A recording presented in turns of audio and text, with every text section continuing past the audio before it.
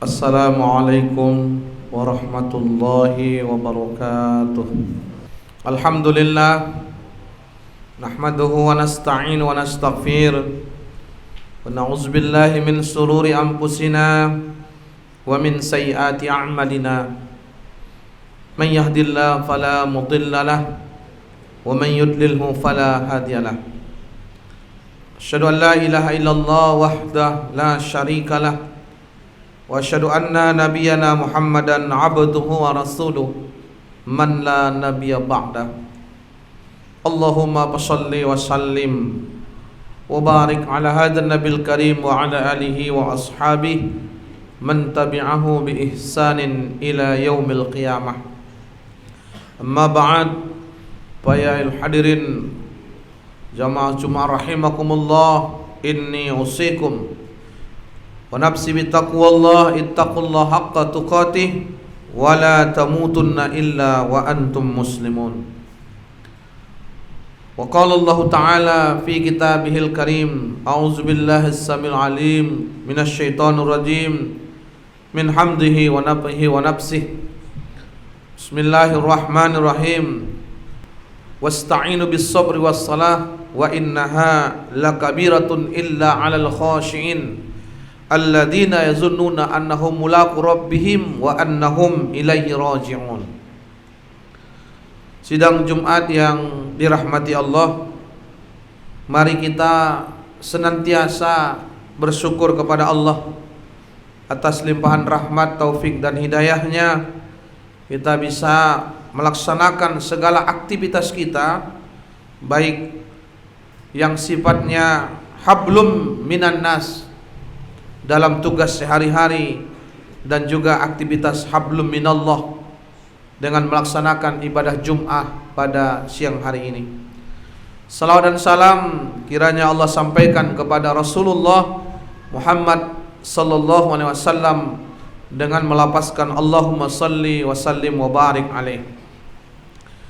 Jamaah Jumat yang berbahagia, pada khutbah Jumat siang hari ini kita mengambil tema tentang bagaimana kita berkomunikasi secara intensif dengan Allah melalui ibadah salat.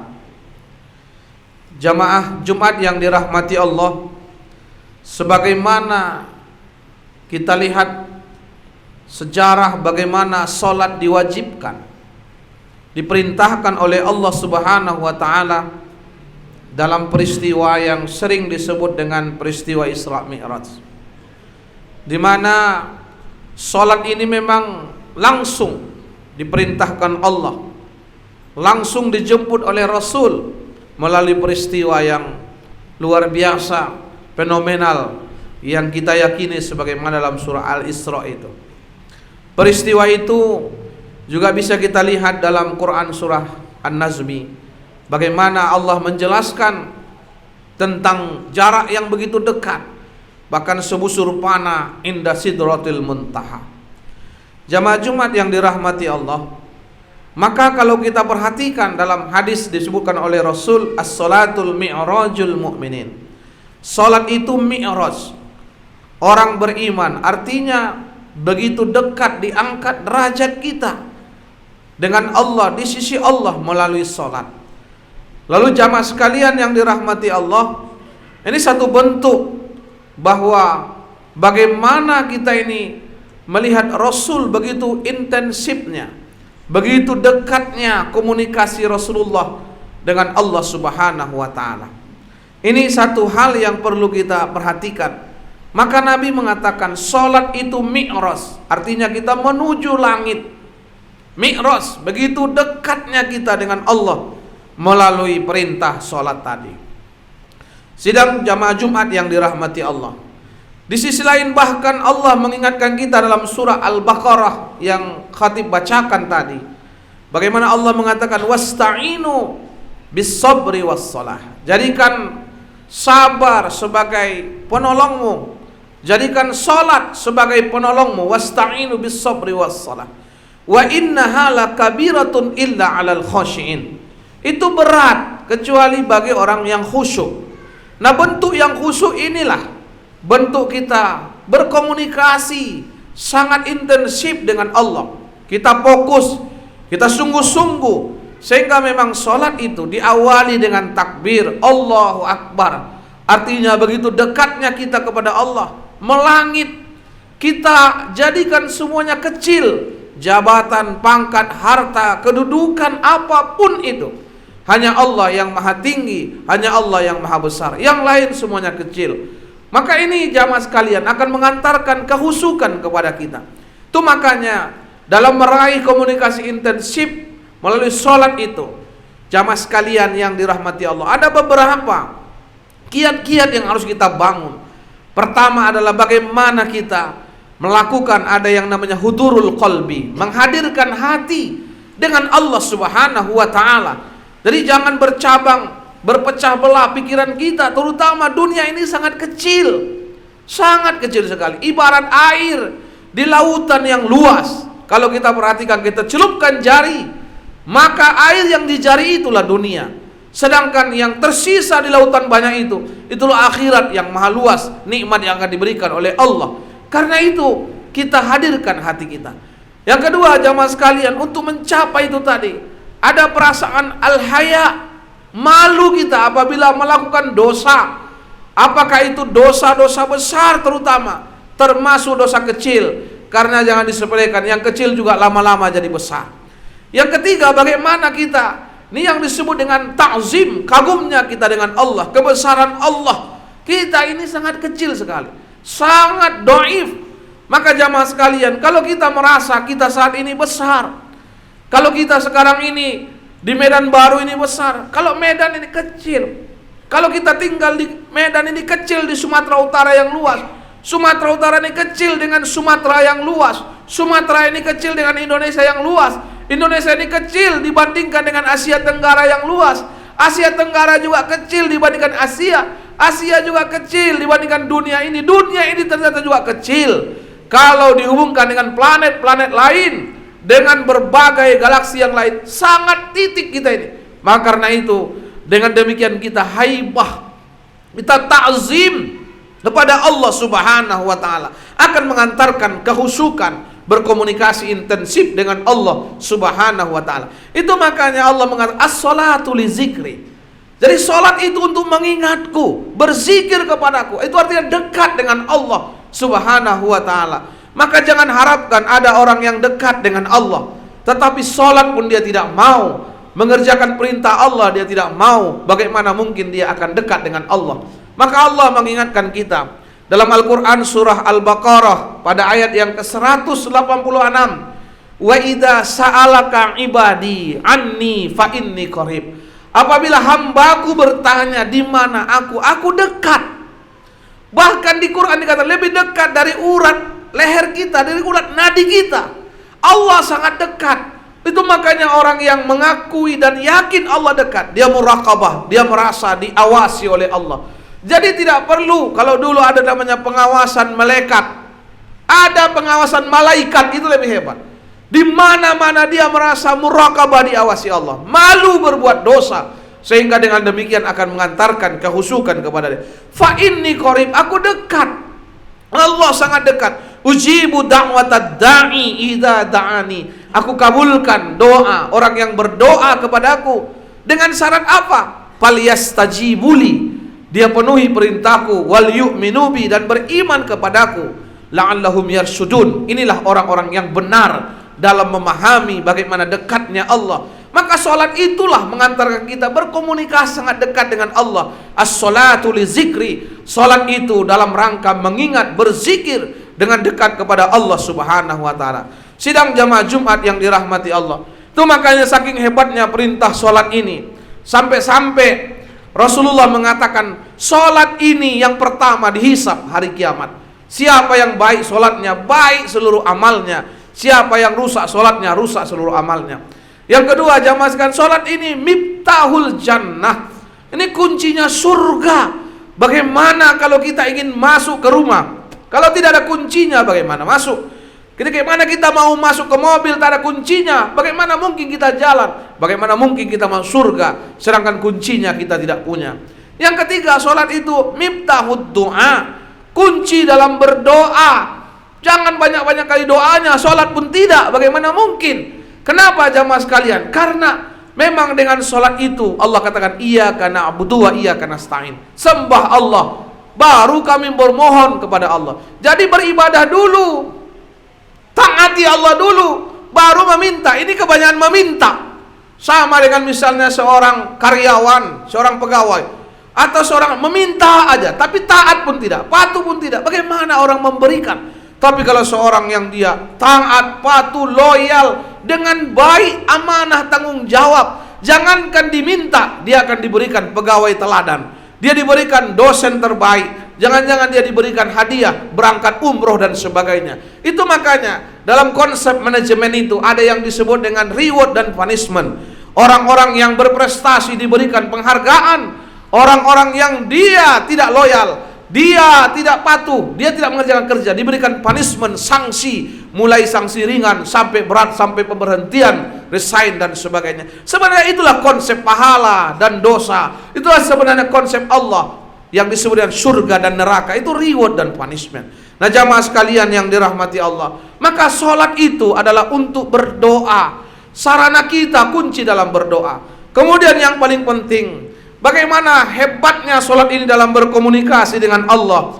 Bisa kita lihat secara intensif di dalam hadis qudsi yang diriwayatkan oleh Imam Muslim, At-Tirmidzi dan Ahmad. Sebenarnya dalam Al-Fatihah, dan sholat itu la sholata liman la qiraatil Fatihah. Tidak sah sholat kalau tidak membaca Fatihah. Itu kuncinya. Tidak sah sholat kalau nggak baca Fatihah. Tidak ada sholatnya itu. Maka bagaimana dalam Fatihah itu? Dalam hadis qudsi dikatakan, sebenarnya Fatihah itu kata Allah, sesungguhnya Al-Fatihah itu kubagi kepada dua bahagian. Apa yang dua bahagian itu? Pertama, bahagianku kata Allah. Yang kedua, bahagian hambaku. Maka dalam hadis qudsi dikatakan bahwa aku membagi yang namanya sholat menjadi dua bahagian, Al-Fatihah menjadi dua bahagian, bahagianku dan bagian hambaku, sesuai dengan apa yang diminta oleh hambaku. Apabila dia membaca Alhamdulillahi Rabbil Alamin, maka sesungguhnya Allah menjawab, hambaku telah memujiku. Apabila hambaku membaca Ar-Rahmanir Rahim, maka aku menjawab kata Allah, hambaku telah menyanjungku.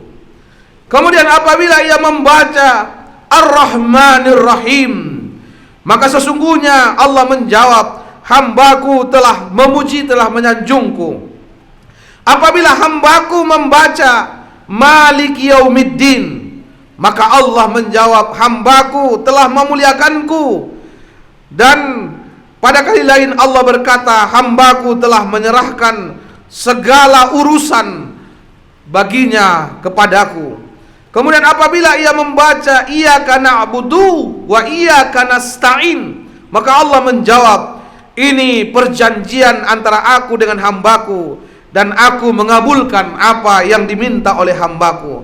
Apabila ia membaca ihdinas siratal mustaqim siratal ladzina an'amta alaihim ghairil maghdubi alaihim waladdallin, Allah menjawab, ini adalah hambaku dan aku mengabulkan apa yang diminta oleh hambaku. Artinya dari hadis qudsi ini bisa kita ambil, itulah komunikasi intensif. Ternyata Allah menjawab segala permintaan-permintaan kita dalam Al-Fatihah tadi. Maka janganlah sampai kita sholat itu dalam keadaan bermain-main, tidak mempersiapkan diri. Maka sholat itu ada dua hal yang perlu. Pertama, kondisi fisik, sarana prasarana. Makanya air harus bersih, tohara diri kita bersih, tidak boleh bau. Tempat sholat kita bersih, wangi. Alhamdulillah masjid kita di yayasan kita ini luar biasa bersihnya. Ini telah menggambarkan an-nazafatu inal iman, kebersihan bagian dari iman. Jadi jamaah sekalian, bagaimana mungkin umat ini akan diangkat derajatnya kalau kotor? Coba, kalau kita keluar kota misalnya, sepanjang jalan kadang-kadang masjid, singgah kita, kamar mandinya kotor, bagaimana mau khusyuk? Coba, inilah jamaah sekalian. Makanya bab sholat itu bab kedua. Bab pertamanya toharoh, Jangan kita merasa sholat kita hebat kalau bersihnya pun belum, sarana dan prasarana. Ini kondisi fisik. Yang kedua adalah kondisi psikis kita, secara psikologis kita bagaimana betul-betul kita khusyuk, menyerahkan diri kepada Allah, khusyuk khaufan wa tama'ah, dengan penuh takut dan harap kepada Allah. Maka insya Allah ini akan mengantarkan kekhusyukan kepada kita, mengantarkan komunikasi intensif kita kepada Allah Subhanahu wa taala. Maka Allah ingatkan tadi, wa idza sa'alaka ibadi, kalau hambaku bertanya di mana aku, fa inni qarib, aku dekat. Ujibu da'watad da'i idza da'ani, aku kabulkan permintaan hambaku yang dia meminta kepadaku dengan dua syarat. Pertama, falyastajibuli, penuhi perintah Allah dulu. Yang kedua, wal yu'minu bi, beriman dengan betul-betul kepada Allah. Maka inilah orang-orang yang la'allahum yarsyudun, orang-orang yang cerdas, orang-orang yang benar, orang-orang yang dia akan mendapat apa yang dimintakannya kepada Allah Subhanahu wa taala. Mari kita jadikan sholat itu secara sungguh-sungguh, secara intensif, secara baik, sehingga dengan demikian kita akan diangkat Allah. As-salatul mi'rajul mu'minin, salat mi'rajnya orang beriman. Sidang jamaah Jumat yang dirahmati Allah, sebenarnya kalau ada orang mau mengangkat siapapun kepercayaannya, siapapun pegawainya, siapapun itu, perusahaan apapun atau dimanapun itu, lihat dia patuh kepada Allah, lihat solatnya. Kalau kita ukurannya begitu, maka sesungguhnya kalau dia sudah takut dengan Allah, pasti dia takut tanggung jawab dengan tugasnya. Kalau dengan Allah saja dia sepele, solat aja dia main-main, bagaimana mungkin dengan yang lain dia akan penuh dengan tanggung jawab. Maka jamaah sekalian, orang beriman, yakinlah, solat itu bukan beban, tapi solat akan meringankan beban yang kita hadapi. Inilah orang beriman. Khatib ingin mengatakan dua hal yang penting sebagai penutup khutbah ini. Yang pertama adalah, jangan kita mati-matian mengejar sesuatu yang tidak kita bawa mati. Jangan. Tak kita bawa mati ini, besok pagi pun bisa kita mati. Yang kedua, solatlah di belakang imam sebelum kamu disolatkan di depan imam.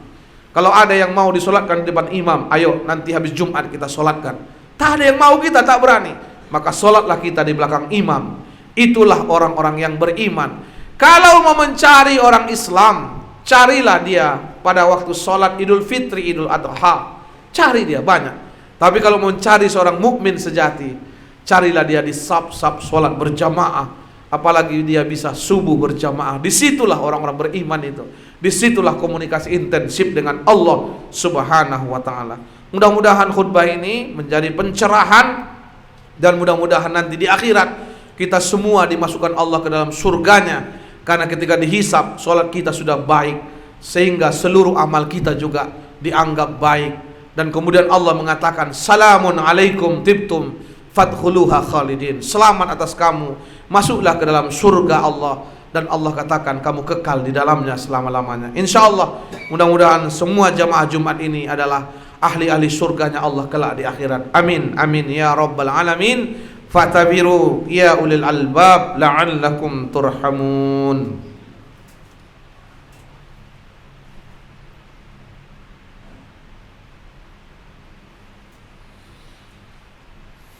Alhamdulillah, nahmaduhu wa nasta'in wa nastaghfir wa na'udzu billahi min sururi anfusina min sayyiati a'malina, may yahdihillahu fala mudilla lahu wa may yudlilhu fala hadiyalah. Asyhadu an la ilaha illallah wahdahu la syarikalah wa asyhadu anna nabiyyana Muhammadan abduhu wa rasuluhu la nabiyya ba'da. Allahumma shalli wa sallim wa barik ala hadzal nabil karim wa ala alihi wa ashabi man tabi'ahu bi ihsanin ila yaumil qiyamah. Ma ba'd, wa hadirin rahimakumullah, inni usikum wa nafsi bi taqwallah, ittaqullaha haqqa tuqati wa la tamutunna illa wa antum muslimun. Maka satu hal yang khatib ingin konklusikan, ingatkan, salat itu adalah komunikasi intensif kita dengan Allah, zikir kita dengan Allah, pertemuan kita dengan Allah. Maka bermesraanlah kita dengan Allah. Kalau kita curhat dengan manusia, belum tentu ada jalan keluar. Tapi kalau kita curhat dengan Allah, Allah berikan jalan keluar.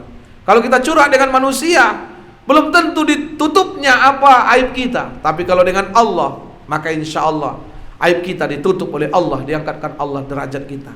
Tapi hal yang paling penting, sarana kita dalam sholat itu baik, bersih, airnya bersih, masjidnya bersih, sajadahnya bersih, wangi. Nah, ini. Di samping itu tidak hanya itu. Sebenarnya karena kita sholat bertemu dengan Allah, alladzina yazunnuna annahum mulaqu rabbihim, bertemu dengan Allah sholat itu. Kalau ketemu dengan camat, baju kita, baju kaos gak? Kalau dipanggil tiba-tiba datang wali kota, audiensi, ayo rame-rame, baju batik bagus. Audiensi dengan gubernur, seragam. Wah. Apalagi ketemu dengan presiden, harus bagus-bagus. Ketemu dengan Allah, bajunya asal-asalan. Baju kamput pula tulisannya. Nauzubillahi min dzalik. Itu makanya Allah katakan as-salatu li zikri. Yang kedua, khuzu zinatakum inda kulli masjid. Pakai pakaian terbaik kalau masuk masjid. Pakai pakaian terbaik. Ini undangan dengan gubernur, undangan dengan wali kota, ketemu dengan pejabat bagus-bagus, ketemu dengan Allah sepele. Bagaimana Allah angkat derajat kita? Gak ada apa-apanya itu semua gubernur presiden. Gak ada apa-apanya itu. Allah. Makanya kalau orang mau masuk masjid, pakailah pakaian terbaik. Apalagi Jumat ini. Mohon maaf, kalau ada yang tersinggung, bagus. Itu imannya masih bagus. Yang gak tersinggung, yang bingung khotib itu. Nah, mudah-mudahan ada yang tersinggung. Artinya apa? Janganlah kita sembarangan bertemu dengan Allah, karena kita ingin berkomunikasi dengan Allah. Maka Allah akan memuliakan kita. Innallaha wa malaikatahu yusholluna 'alan nabi ya ayyuhalladzina amanu shallu 'alaihi wa sallimu taslima. Allahumma shalli 'ala Muhammad wa ali Muhammad kama shallaita 'ala Ibrahim wa ali Ibrahim wa barik 'ala Muhammad wa ali Muhammad kama barakta 'ala Ibrahim wa ali Ibrahim innaka Hamidum Majid. Allahumma ighfir lil muslimina wal muslimat wal mu'minina wal mu'minat birahmatika ya arhamar rahimin. Rabbana dhalamna anfusana wa illam taghfir lana wa tarhamna lanakunanna minal khasirin. Ya Allah, kadang kami zalim, aniaya ya Allah. Kadang kami khilaf alpa ya Allah. Lupa dan tersalah ya Allah. Dosa kami sengaja atau tidak sengaja, besar atau kecil, ketika diterang-terangan atau sembunyi-sembunyi ya Allah, ampunkan segala dosa kami ya Allah. Engkau Tuhan yang Maha Pengampun. Ampunkan kami apabila berbuat zalim ya Allah, karena tidak ada yang mengampuni dosa kecuali Engkau ya Allah. Allahumma ighfir lana dzunubana wa liwalidayna warhamhuma kama rabbayana shaghira. Ampunkan dosa kami ya Rabb. Ampunkan dosa kedua ibu bapak kami, sayangi mereka ya Allah sebagaimana mereka menyayangi kami ketika kecil. Jika orang tua kami sudah meninggal dunia, lapangkan kuburnya ya Allah, cahayai kuburnya ya Allah. Angkat derajat mereka dengan orang yang soleh ya Allah. Jadikan kubur mereka taman-taman surga, raudhah min riyadil jannah ya Allah. Dan izinkan kami kelak ya Allah bertemu dengan orang tua kami, orang yang kami cintai, bersama-sama di surgamu ya Allah. Amin amin ya rabbal alamin. Ya Allah, jadikanlah solat kami khusyuk.